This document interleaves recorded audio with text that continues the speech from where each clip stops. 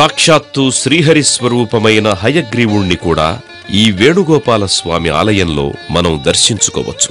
జ్ఞానప్రదాతగా జ్ఞానానందమైందేమో అని చెప్పి ఆ విష్ణువంశగా హయగ్రీవుడిగా కూడా వచ్చాడు కాబట్టి ఇక్కడ హయగ్రీవుని యొక్క చిత్రం కూడా చిత్రితమై ఉన్నది.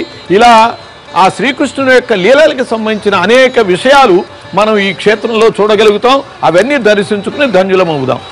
వేణుగోపాల స్వామి ఆలయ కుడ్యాలపై దశావతారాల్ని కూడా మనం దర్శించుకోవచ్చు.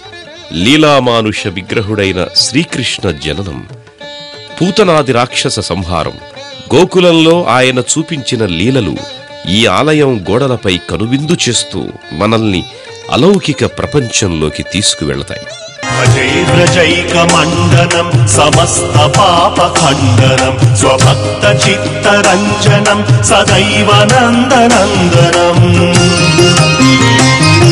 భజే వ్రజైకమండనం సమస్త పాప ఖండనం స్వభక్త చిత్తరంజనం సదైవ నందనందనం.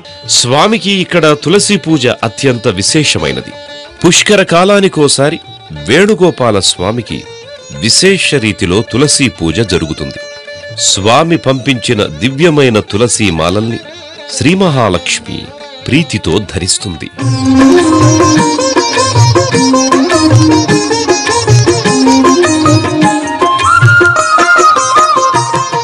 కోటిలింగేశ్వర క్షేత్రంలో కొలువుదీరిన విజయ గణపతి ఈ వేణుగోపాల స్వామి ఆలయంలో కూడా నిలచి భక్తులపై అపారమైన కృపని వర్షిస్తున్నాడు.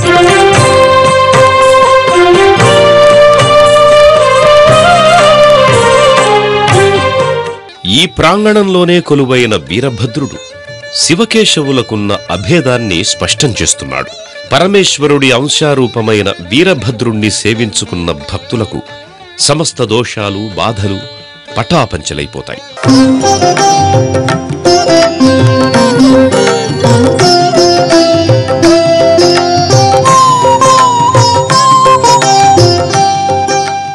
వైష్ణవ సంప్రదాయంలో శ్రీహరిని సేవించుకుని తరించిన ఆళ్వార్లకి విశిష్టమైన స్థానముంది.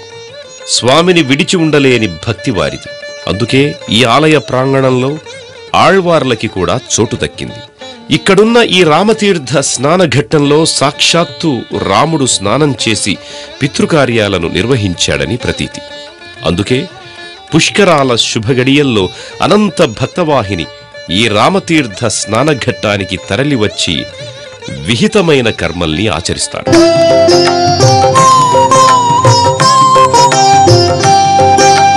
గౌతమీ తీరాన కొలువైన ఈ వేణుగోపాల స్వామి ఆలయం నిజానికి సంవత్సరం పొడవునా భక్తజన సమర్థంగా కనిపిస్తుంది. పుష్కరాల పుణ్యతిథుల్లో ఈ దివ్యస్నాన ఘట్టంలో పుణ్యస్నానాలను ఆచరించిన